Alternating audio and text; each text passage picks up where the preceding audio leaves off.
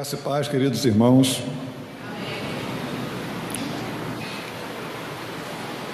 Eu quero convidar a igreja para que mantenhamos nossas Bíblias abertas no profeta Jonas, pequeno profeta lá do Antigo Testamento.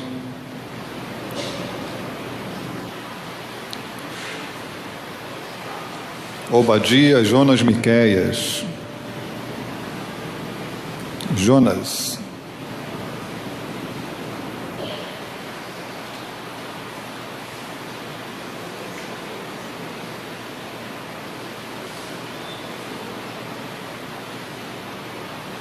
Capítulo 1. Profeta Jonas, capítulo 1. Os profetas menores e uma página muito fininha da Bíblia, às vezes nos dificultam, né? Você vai, já está lá, já em Malaquias, não. Aí volta, já está em Jeremias, não.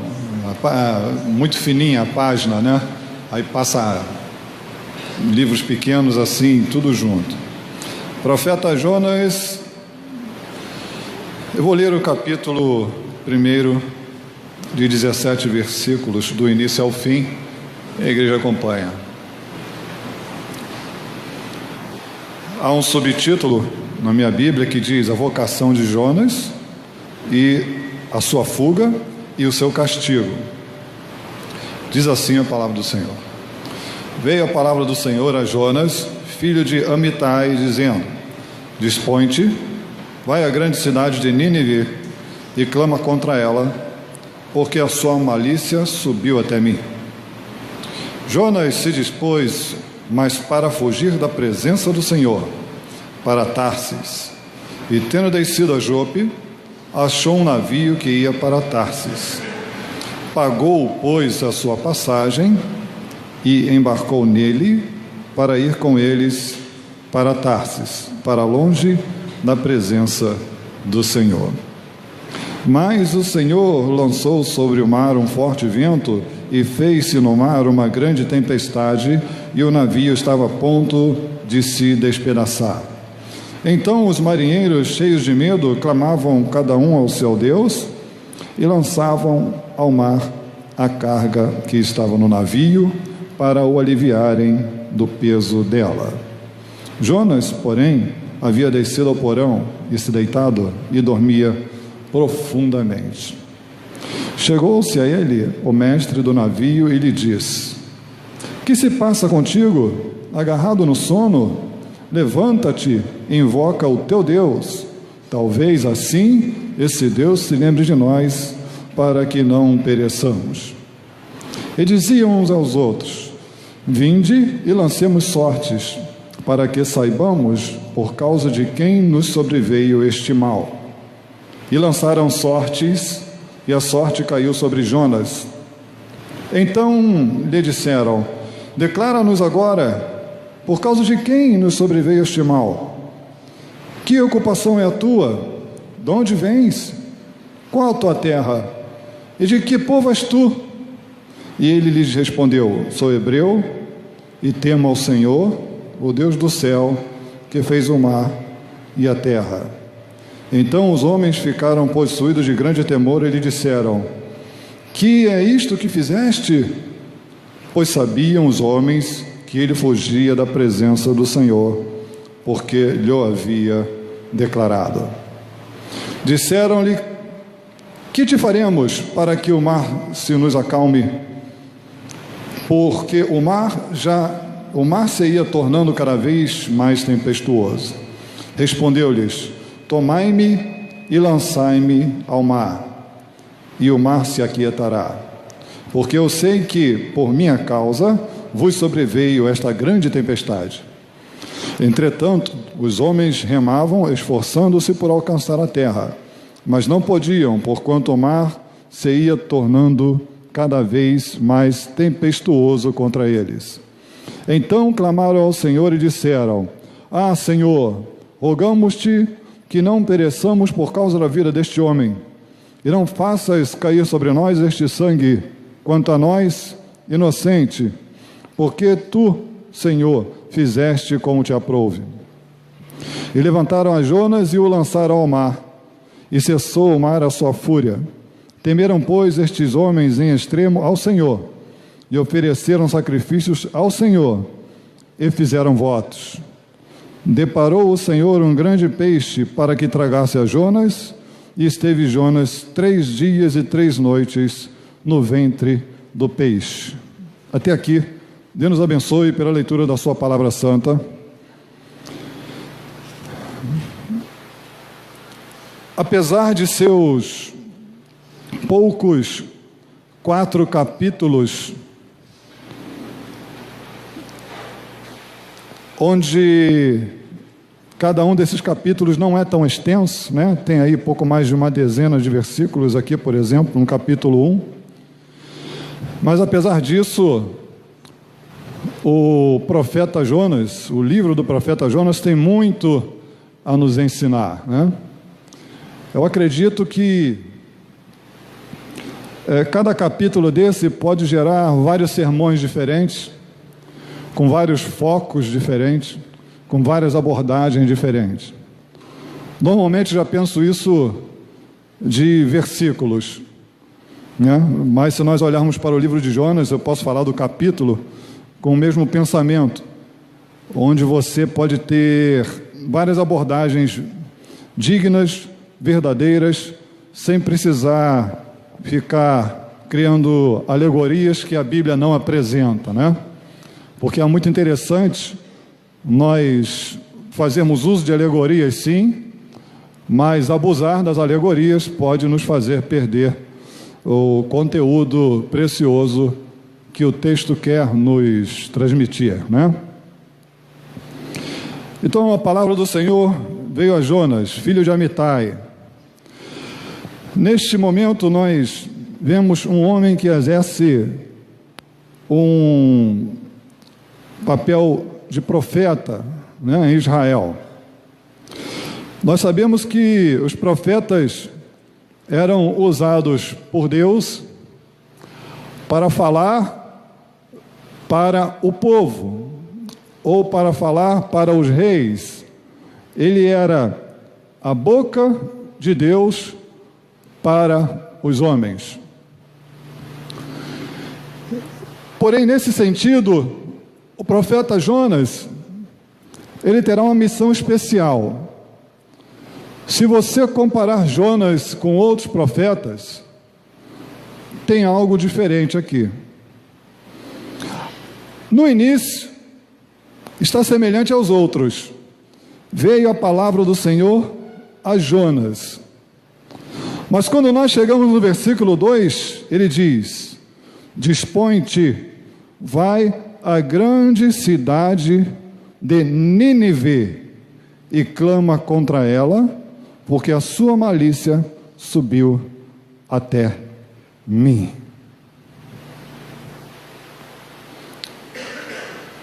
Quando falamos no exercício do ministério profético, irmãos,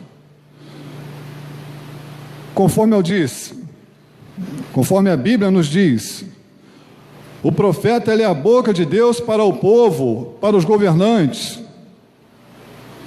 E Jonas não está sendo enviado para a sua nação. Jonas não está sendo enviado para reis corruptos da sua terra. Jonas não está sendo mandado para falar para o povo rebelde da sua terra. Mas esse profeta tem uma missão diferente.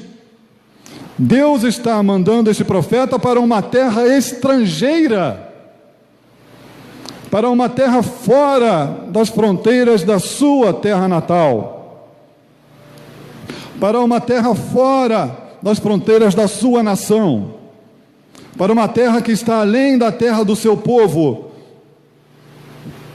Então nós vemos que Deus escolheu um alvo, um objetivo, um destino, e disse para Jonas: vai. Isso não somente no tempo de Jonas, mas também nos tempos de Cristo, é algo que causa uma estranheza. Quando o Senhor Jesus tinha contato com uma mulher samaritana, ninguém tinha aquilo como uma coisa normal. O que ele está fazendo? E quando o Senhor Jesus usou aquela figura do que nós chamamos de bom samaritano, né? Que foi chamado de o próximo daquele homem que foi socorrido. Então isso provocou reações nas pessoas. Jesus, quando ele falava para provocar reações mesmo. Ele quer que você pense. A palavra de Deus quer que você pense.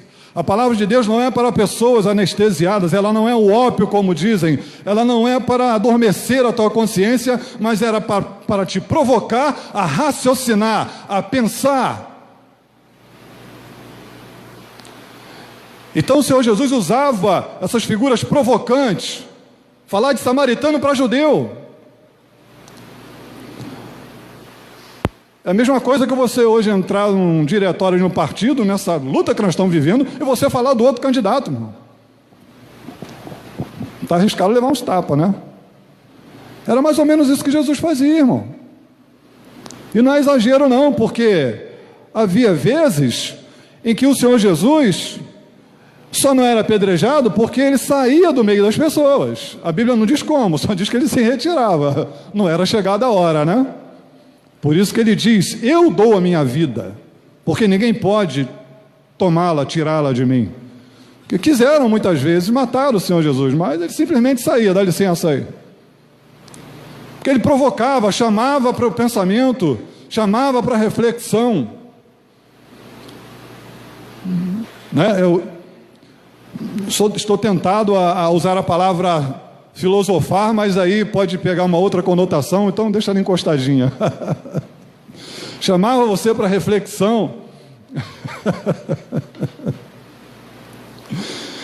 Então, quando você olha ele falando para Jonas,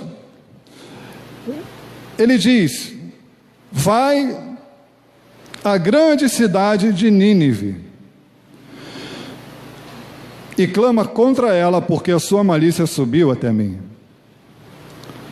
Tem um segundo problema aqui. Nínive não é apenas uma cidade estrangeira. Nínive é uma cidade inimiga, cruel e pecaminosa. Imagina Deus mandando o profeta no meio de uma terra que é dos inimigos do seu povo e que são pessoas cruéis.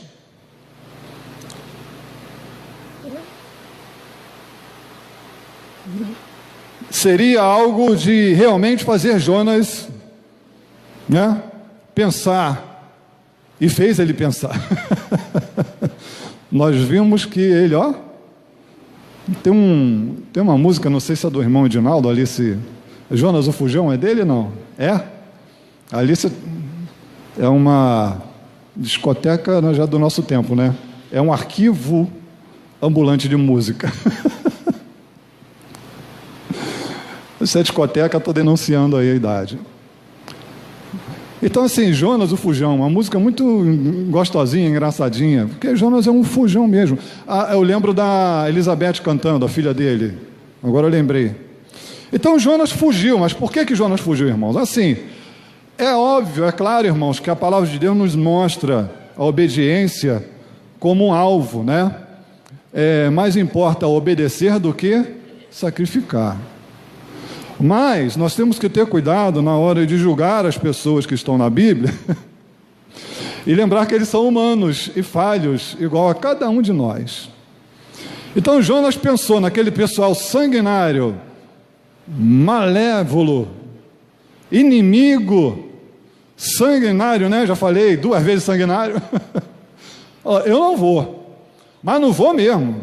E pagou a passagem dele para Tarsis.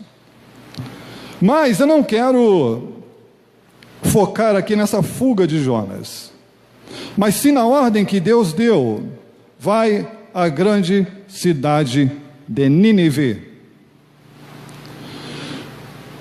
Nós temos que aprender algo com a palavra do Senhor.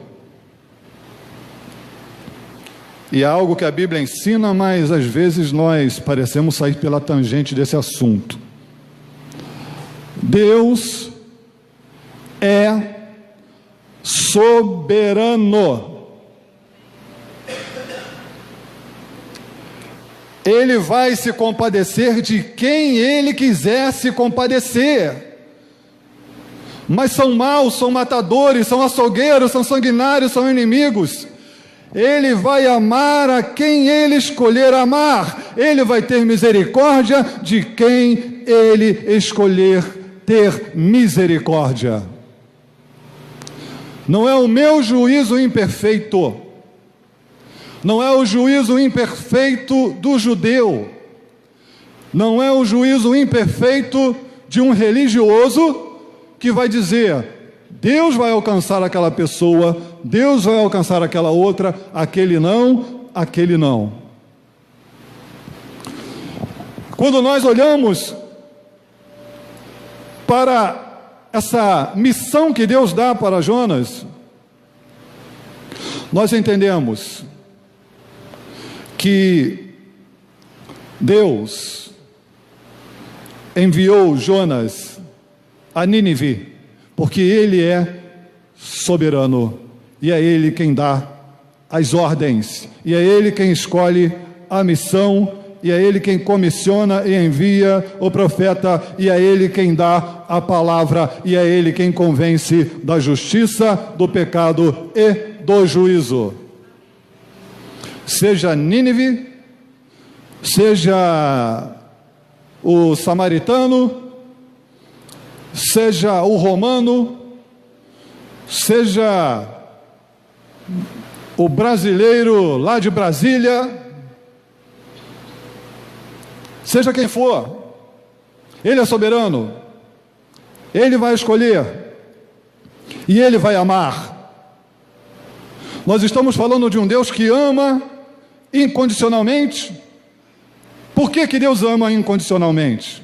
Porque Ele é soberano. A soberania, esse atributo de Deus, faz com que Ele ame incondicionalmente. Ele escolheu amar. Qual o motivo? Qual condição que há no Alex para que ele diga: olha, 1,93 m, né, cabelos castanhos, ai que bonitinho, amarei o Alex e o salvarei. Não, não é assim que funciona. Eu sei que foi por isso que a minha esposa casou comigo, né? Mas não é assim que funciona. Então, quando Deus escolheu alguém, é porque Ele é soberano, e ponto final.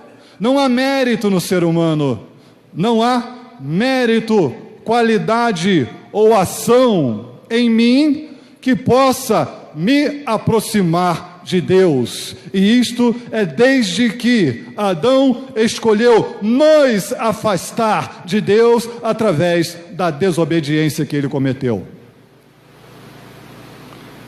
E nesse ponto as pessoas se confundem um pouco. Mas Deus vai escolher quem Ele ama.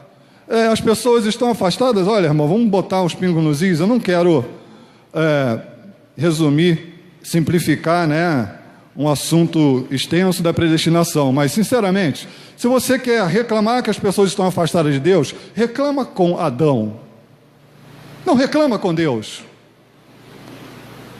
Reclama com Adão. Estão reclamando com a pessoa errada.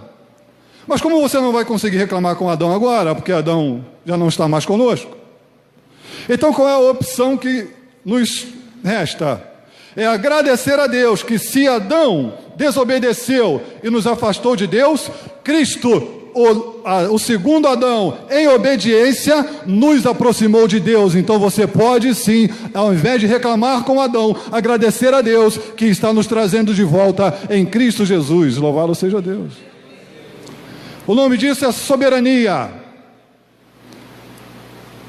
Eu não tenho dificuldade de entender predestinação se eu entendo soberania.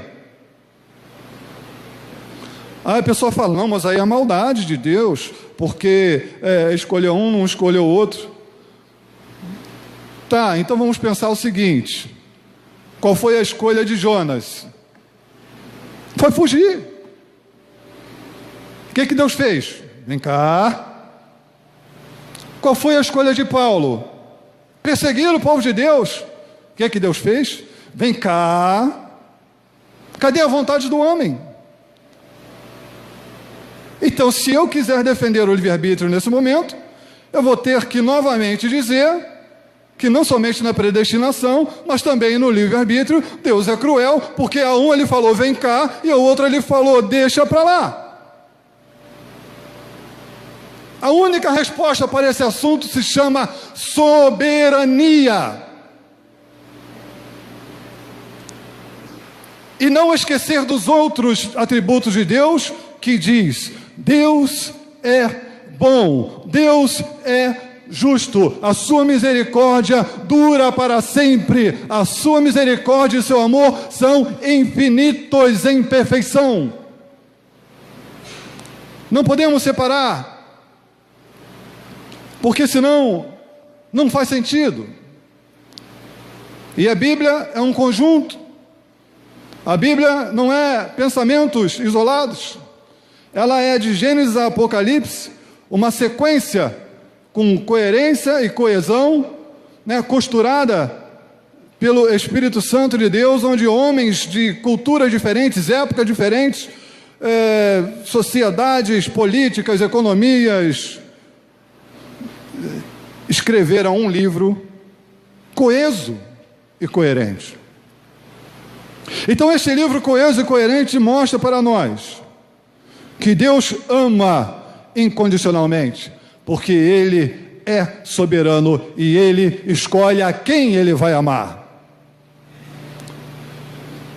Então Ele diz: vai à grande cidade Nínive e clama contra ela, porque a sua malícia subiu até mim. Você lembra de alguma história do livro do Gênesis, quando fala que a malícia subiu até Deus? Certamente você já ouviu falar em Sodoma e Gomorra, quando o pecado é de uma amplitude, é uma coisa tão tremenda que a Bíblia usa esse termo como se fosse uma coisa fétida, fedorenta, subindo, e alguém cheirando, está fedendo, subiu até Deus. Vejam que em Sodoma e Gomorra, quem escapou de lá? Todos os habitantes? Não. Os habitantes, a história mostra, em práticas terríveis, queriam praticar todo e qualquer tipo de abuso com os visitantes. Então, quando Ló saiu de lá com a sua família, aquelas cidades foram dizimadas. Deus é soberano. Ele escolheu amar Nínive. Ele escolheu não destruir Nínive, porque era disso que Nínive era digna, de uma grande destruição. E então Jonas resolveu fugir. Não, esse negócio de soberania é comigo não. Que pregar para Nínive o quê? Nínive está muito bom para queimar mesmo no fogo lá. Aquilo ali é uma bela lenha de inferno, aquilo ali. Vai queimar muito bonito e gostoso lá. Isso que eu quero para eles. Então, quando nós olhamos para Jonas e nós olhamos o restante da história, Jonas não ficou muito feliz com essa situação de Deus querer amar e salvar Nínive. Aquele aborrecimento dá a nítida impressão que era isso que ele pensava. Não, são os inimigos, eles são, não tem como. Jonas se dispôs, mas para fugir da presença do Senhor para Tarsis, e tendo descido a Jope, achou um navio que ia para Tarsis. Pagou, pois, a sua passagem e embarcou nele para ir com eles para Tarsis, para longe da presença do Senhor. Interessante a expressão que o texto usa, para longe da presença do Senhor. Existe algum lugar longe da presença do Senhor? Em Coral Mensageiros do Reino. E se tomar as asas da alva? Até ali, né? Então, existe uma história interessante, uma história judaica interessante, onde um seguidor da pitonisa, né, da encantadora de cobras e que venera cobras, estaria discutindo com os judeus. Isso é uma história judaica, não tem nada, faz uma referência à Bíblia, mas não é uma história bíblica, onde a pitonisa diz para o judeu: olha, o meu Deus é maior que o seu Deus, porque quando Moisés estava diante da cobra, lá no evento do Egito, ele teve que dar um passo para trás. E diante da sarça que estava queimando, ele só precisou não olhar para ela e já estava fora do alcance do seu Deus. Ao que o judeu respondeu: realmente, para escapar daquela cobra, bastou alguns passos para trás. Mas para escapar da presença de Deus não havia solução, só lhe restou fechar os olhos. E então essa expressão nos chama a atenção. Para longe da presença do Senhor ninguém foge. Mas nós podemos entender, sim, para longe do objetivo que Deus tinha, para longe da missão que Deus tinha. E no versículo 4 vai dizer: mas o Senhor lançou sobre o mar um forte vento, e fez-se no mar uma grande tempestade, e o navio estava a ponto de se despedaçar.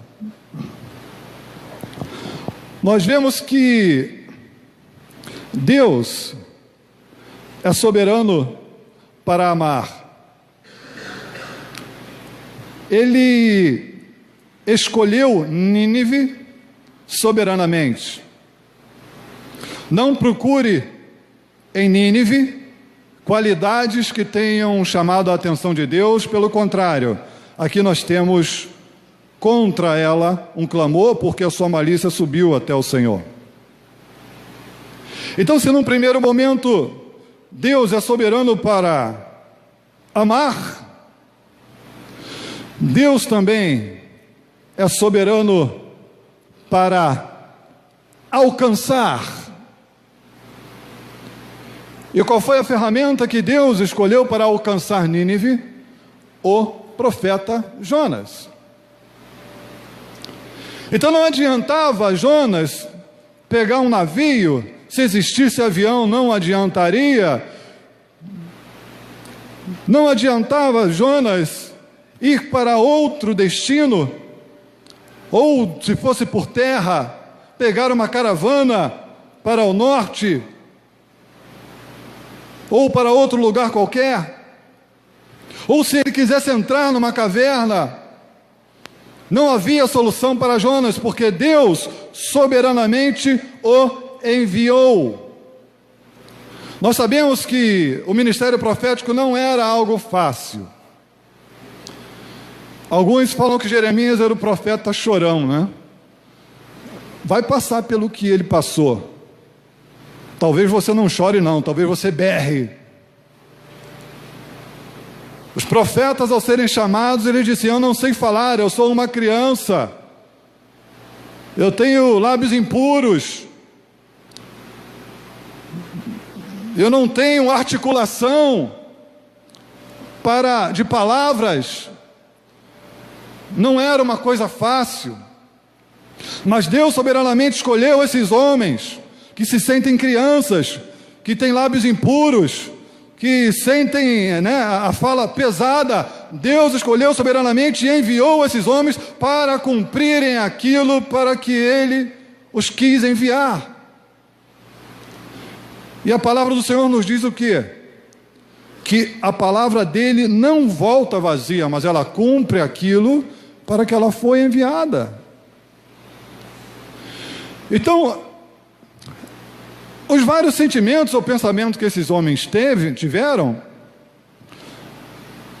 levou cada um deles a cometerem o engano de achar que em suas capacidades estaria a solução e o sucesso da profecia, quando o sucesso da profecia não estava na capacidade de cada um deles, mas na soberania daquele que enviou a cada um desses profetas. Inclusive, esse é um dos argumentos que jamais pode se afastar dos púlpitos, que o que tem que ser pregado é a Bíblia Sagrada, a Palavra de Deus, porque isso que está escrito aqui, não fui eu quem redigiu, isso está há milênios na face da terra, para que você conheça a vontade de Deus para a tua vida. Ele soberanamente enviou esta palavra aqui nesta noite.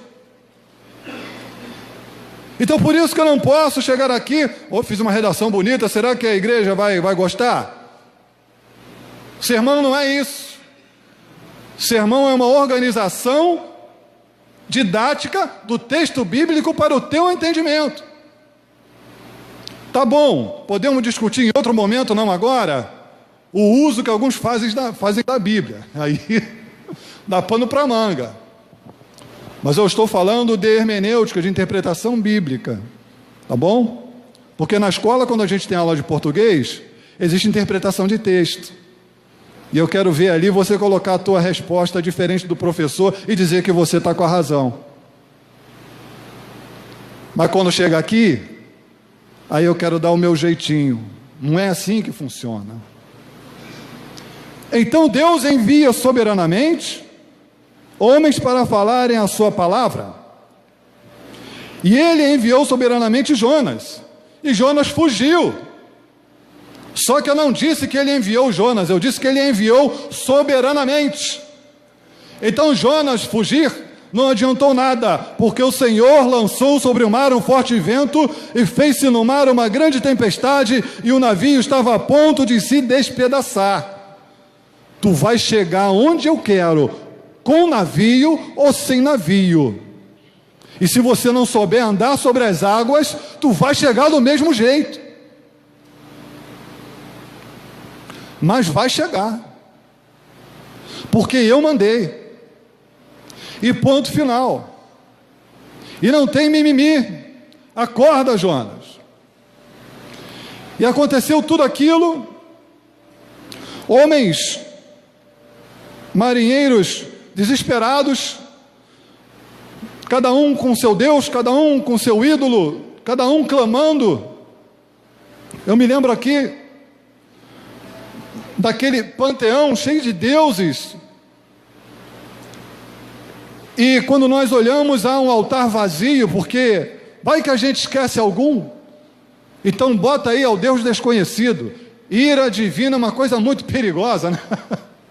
As pessoas não queriam arriscar. Ira divina é uma coisa ruim, não vamos arriscar. Temos os nossos deuses, mas deixa aqui um altar aqui, ao Deus desconhecido, porque se a gente esqueceu um, está aí o altar para ele. Então os homens temem a ira divina, só que muitas vezes mal direcionados, como aqui, né? Um para cada lado, uma oração para cada lado, um de pedra, um de madeira, um de metal, um de sei lá o que, outro de porcelana, cada um com seu ídolo ali. E jogaram sortes e caiu sobre Jonas. E quando caiu sobre Jonas, então lhe disseram: declara-nos agora por causa de quem nos sobreveio este mal. Que ocupação é a tua? De onde vens? Qual a tua terra? E de que povo és tu? E quando ele disse, ele lhes respondeu: sou hebreu e temo ao Senhor, o Deus do céu, que fez o mar e a terra. Então os homens ficaram possuídos de grande temor. Irmãos, as nações poderiam ter seus deuses, mas, enquanto conhecimento de vizinho, eles sabiam quem era o Deus de Israel. Enquanto Israel peregrinava e passava pelas terras, antes de chegar na terra prometida, a sua fama e a fama do seu Deus os precedia. E muitos temiam. Nesse momento aqui, quando souberam quem era o Deus de Jonas, ficaram possuídos de grande temor. E quando nós olhamos mais adiante, conforme o capítulo 1 aqui nos mostra, eles num primeiro momento, apesar de Jonas ter falado que, olha, me joga no mar, o mar vai se acalmar, eles até numa atitude de bom senso, não, vamos jogar o camarada no mar, não vai, né? Não, vamos remar, ainda tentaram dar o jeito deles. Irmão, a não ser que eles estivessem remando para Nínive, que não era o caso. A não ser que eles estivessem remando para Nínive, irmão. Não adianta remar, não. Deus enviou Jonas soberanamente para Nínive. Então, ele vai para Nínive com ou sem navio. E os homens chegaram a essa conclusão. E falaram, tu vais sem navio, mas nós vamos com navio para Tarsis. E tchuf, jogaram Jonas no mar.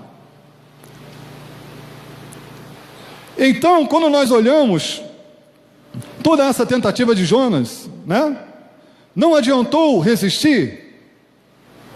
E no versículo 17 diz, deparou o Senhor um grande peixe para que tragasse a Jonas, e esteve Jonas 3 dias e 3 noites no ventre do peixe. Então Deus providenciou o peixe. Interessante que tem tanta coisa, tanta informação nesse livro do profeta Jonas, mas tanta mensagem que Deus quer falar conosco, e a pessoa para aqui no versículo 17. A pessoa esquece todo o restante do livro, fala, o peixe engoliu o cara, o peixe engoliu o Jonas, e esquece todo o resto da mensagem, mas não é assim. E esquece que tem um livro aqui, né? Mas só uma observação. Se você tirar os milagres da Bíblia, ela vai ficar pequenininha. Porque a Bíblia está repleta e permeada de milagres realizados por Deus. E então assim Deus providenciou um peixe para que tragasse Jonas. E mais adiante, após um capítulo inteiro de uma oração, que é o capítulo 2, que é uma oração de Jonas, no finalzinho do capítulo 2 diz assim, falou, pois, o Senhor ao peixe, e este vomitou a Jonas na terra. E então, Deus providenciou um submarino orgânico para Jonas ali. Aquele peixe engoliu a Jonas, levou Jonas até onde ele tinha que ir, porque Deus enviou Jonas soberanamente. Se ele ia nadando, se ele ia de navio despedaçado, ou se ele ia na barriga de peixe, ele ia para Nínive, porque ele foi soberanamente enviado por Deus para lá. Veio, no capítulo 3, a palavra do Senhor segunda vez a Jonas, dizendo, dispõe-te, vai à grande cidade de Nínive e proclama contra ela a mensagem que eu te digo. Depois disso tudo, levantou-se, pois, Jonas e foi a Nínive. Chega, né? Ou quer mais uma viagem daquelas? Acho que não. Eu não ia querer. Às vezes nós escolhemos umas viagens ruins aí. Só misericórdia de Deus, a gente se mete em cada viagem ruim. Deus tem que mandar um peixe para engolir a gente e depois vomitar lá onde, é aqui o teu lugar. Você chega lá vomitado, cheio de gosma, mas você não quer repetir aquilo. Não, agora eu entendi. Agora é para cá, agora eu vou, né? Falando assim de maneira figurada, né? E então Dispõe-te e vai à grande cidade de Nínive, e proclama contra ela a mensagem que eu te digo. Levantou-se, pois, Jonas e foi a Nínive, segundo a palavra do Senhor. Louvado seja Deus. Deus amou Nínive soberanamente. Não há nada em Nínive que faça com que eles sejam mais ou menos amados por Deus. Deus enviou Jonas soberanamente. Você vai porque eu mandei e não te dou opção de não ir. Vai. E Deus alcançou Nínive soberanamente. Pois, quando Jonas começou a percorrer, no capítulo 3, versículos 4 e 5, começou Jonas a percorrer a cidade, caminho de um dia, e pregava e dizia: ainda 40 dias e Nínive será subvertida. Os ninivitas creram em Deus e proclamaram um jejum e vestiram-se de panos de saco, desde o maior até o menor. Então Deus atraiu soberanamente e irresistivelmente aquelas pessoas para si através da sua palavra. Isso aqui é até uma questão, né, que rende uma outra discussão. Nós temos muita resistência, principalmente no século 21 aí, no que diz respeito ao evangelismo, à palavra de Deus, né, a sermos taxados de atrasados ou disso ou de aquilo. Mas você tem que entender uma coisa: não caia no erro de Jonas. Não é você quem vai convencer, é a palavra de Deus quem vai convencer. Quem não for convencido não foi, mas há aquele que o Espírito Santo de Deus convencerá da justiça, do pecado e do juízo. Os ninivitas creram em Deus e proclamaram um jejum e vestiram-se de pano de saco, desde o maior até o menor, e Deus cumpriu o seu objetivo, o seu plano, o seu propósito com o povo de Nínive. Louvado seja o nome do Senhor. Estamos falando de um Deus soberano. Deus ama porque Ele é soberano. Deus envia porque Ele é soberano. E Deus salva porque Ele é soberano. Louvado seja o nome do Senhor. É interessante quando nós falamos de direitos. Diante de Deus não tem direito, esquece a palavra direito. Você tem. Eu posso ser um pouco direto? A Bíblia diz que pela desobediência de Adão nós temos direito ao inferno. Estou falando de Bíblia. Aí há pastores aí que contam, falam que a Bíblia fala mais em inferno do que em outras coisas. Ah, inferno, coisa feia, não, não. É Bíblia que eu estou falando. Então, o céu, ele é providência de Deus para aquele que crê na sua palavra. Ele não é direito. Eu achei interessante, tem um erudito aí na internet que eu não o acompanho tanto. Eu não sei nem dizer a formação dele. Eu acho que, pelo que eu sei, o nosso amigo historiador recém-formado, né? Saiu do forninho agora. Saiu do forno agora da faculdade, agradeceu a Deus aqui, né?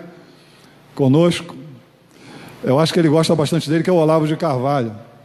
O Olavo de Carvalho, ele deu uma resposta para o Eduardo Suplicy. Irmão, vai falar de política? Calma, estou falando de discurso. Não leve para o lado da política. É muito difícil, às vezes, a gente separar, a gente fala com as pessoas, a pessoa bate na gente, olha só, eu estou falando de discurso, não estou falando de candidato. Então o Eduardo Suplicy estava falando porque o direito do necessitado, do pobre, do isso, do aquilo, e todo mundo no auditório. Vou falar com as minhas palavras agora, tá? Que eu não lembro as palavras do Olavo de Carvalho totalmente. É esse o nome dele? É, né? Mas nas minhas palavras, ele quis dizer o seguinte: não existe esse direito que está sendo falado se não houver a responsabilidade determinada para quem vai prover o direito.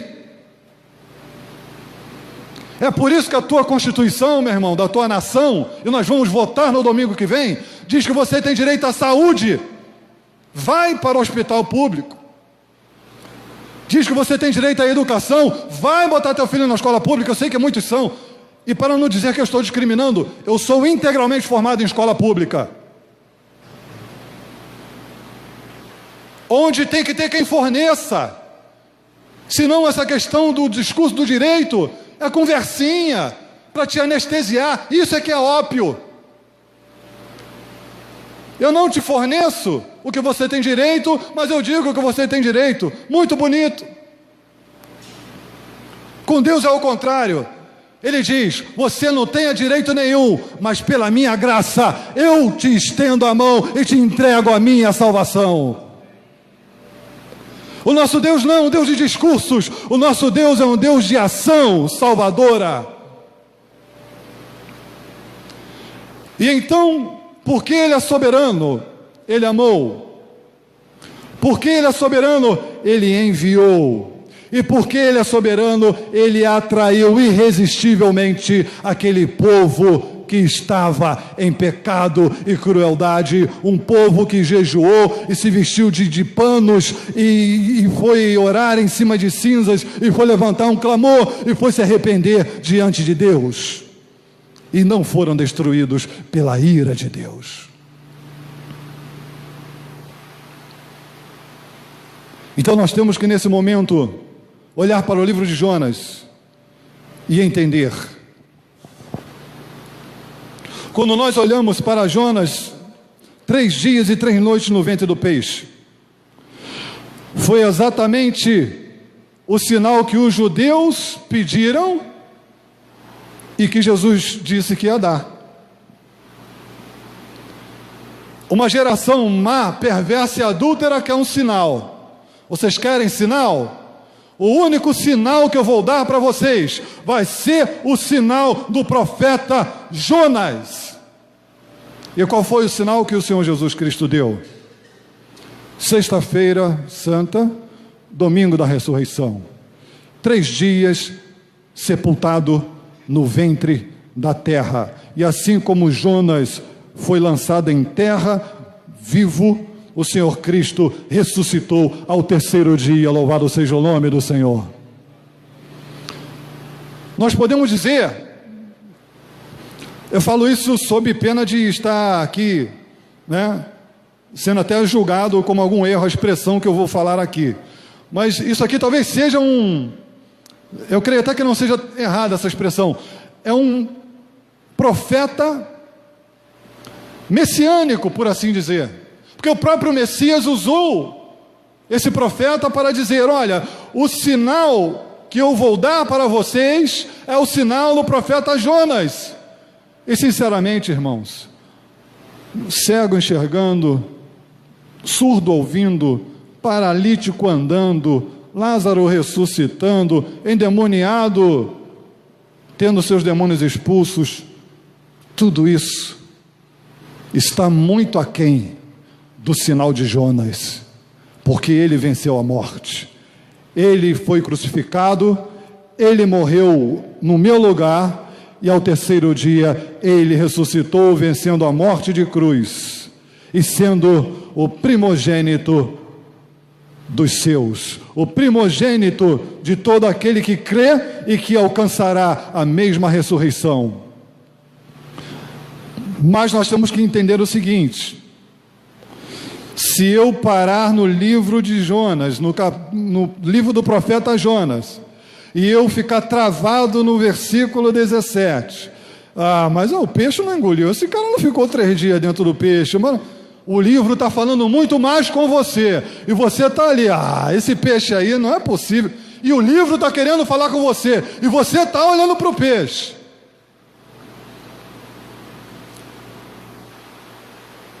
Faça como o povo de Nínive, porque os ninivitas creram.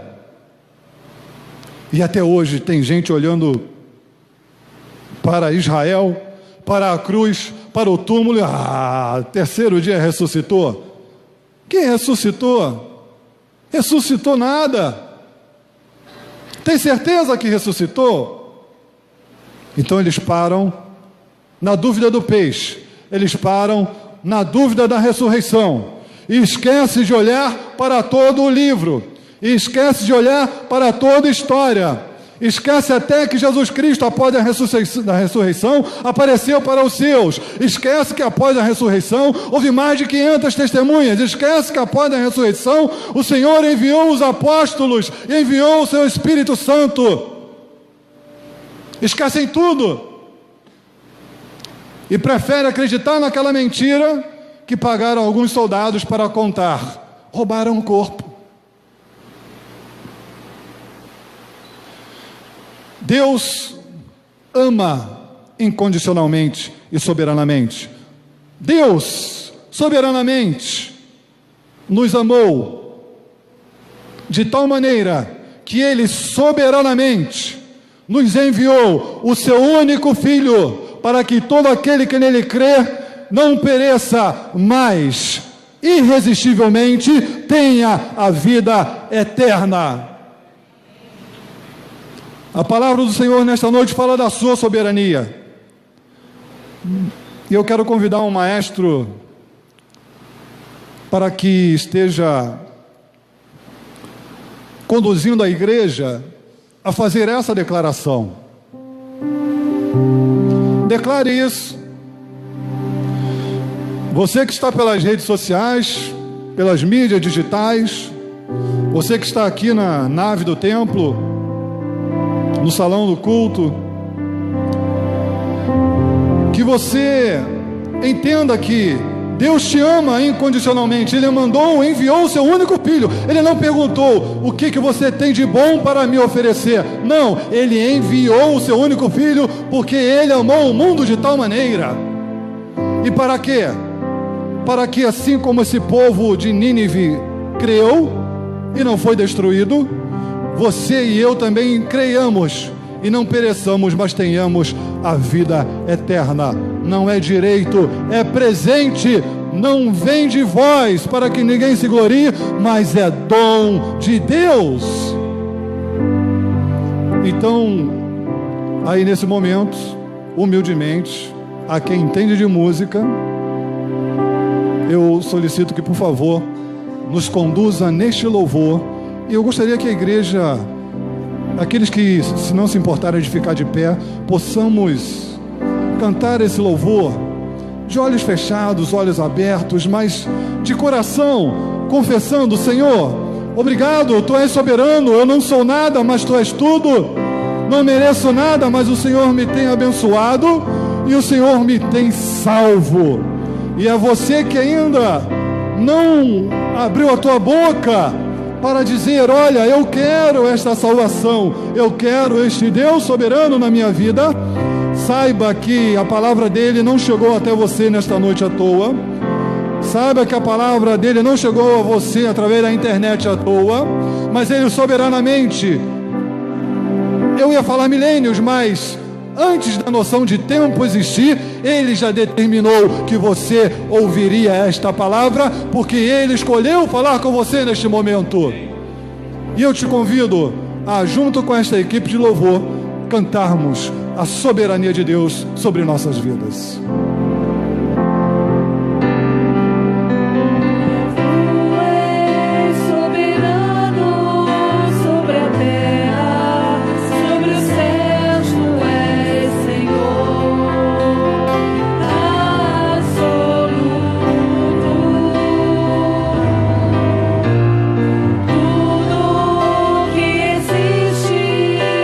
Acontece, tu sabes muito bem.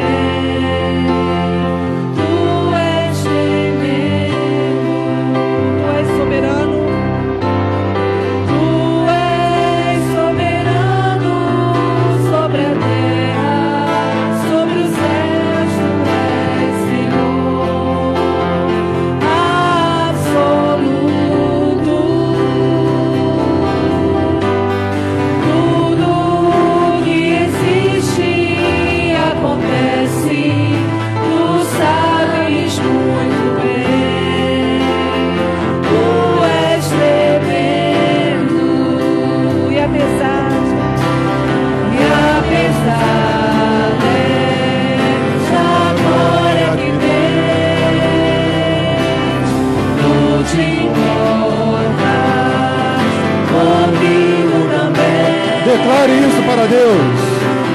Esse amor tão grande eleva-me, amar-me assim. Tu és tremendo, e apesar desta glória que tens, tu te importas comigo também. E esse amor que excede todo entendimento, Esse amor tão grande eleva-me, amar-me assim. Tu és tremendo,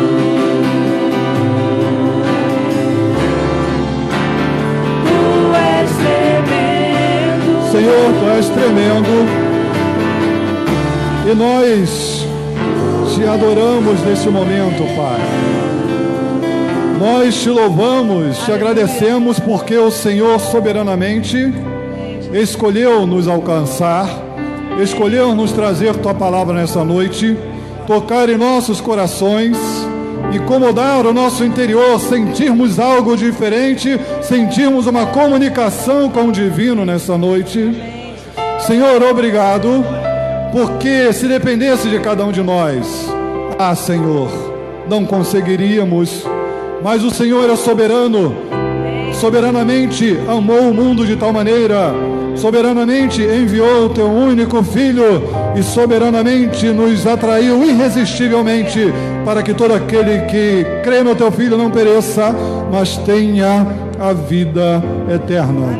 Obrigado, Senhor, porque quando esta letra deste louvor diz que amarra-me a ti, sim, o Senhor nos amarra, porque o Senhor é soberano, o Senhor nos atrai, e a partir dessa definição, não há, Senhor, condenação para aquele que crê, porque somos nova criatura. Todo aquele que crê não perecerá, mas alcança a vida eterna. Então faz assim, Senhor, opera, Senhor, esta salvação na vida de cada ouvinte, que cada um entenda que não são nossos méritos, mas é a tua graça salvadora em nossas vidas. Que cada um entenda que não adianta nós fugirmos na direção que o Senhor não apontou, porque o Senhor vai nos colocar no eixo, e é melhor e mais gostoso quando entendemos o teu amor e nós caminhamos nas tuas veredas, ó Pai. Que não tenhamos a necessidade de aprender como aquele filho pródigo aprendeu, mas que tenhamos a noção do amor do Pai enquanto estamos na casa do Pai. E todo aquele ou aquela que recebeu a tua palavra, talvez pela primeira vez nesse momento, que o Senhor entre na sua vida, que essa pessoa entenda que há uma família em Cristo, que louva, que adora, que se arrepende, que busca e que se reúne para te adorar. Que essa pessoa possa encontrar na Igreja Presbiteriana de Marechal Hermes esta família que a acolhe e que a abraça em Cristo Jesus. Ou, Senhor, além das fronteiras, assim como o Senhor mandou Jonas para Nínive, hoje a internet nos manda para lugares inimagináveis, e que naquele lugar aquela pessoa sinta, Senhor, o teu amor acolhedor, a tua graça salvadora e irresistível, operando a tua salvação pela confissão do nome do Senhor e Salvador Jesus Cristo em sua vida. Obrigado, Deus. Em nome de Jesus Cristo, oramos. Em nome de Jesus Cristo, agradecemos. Amém. Pode sentar.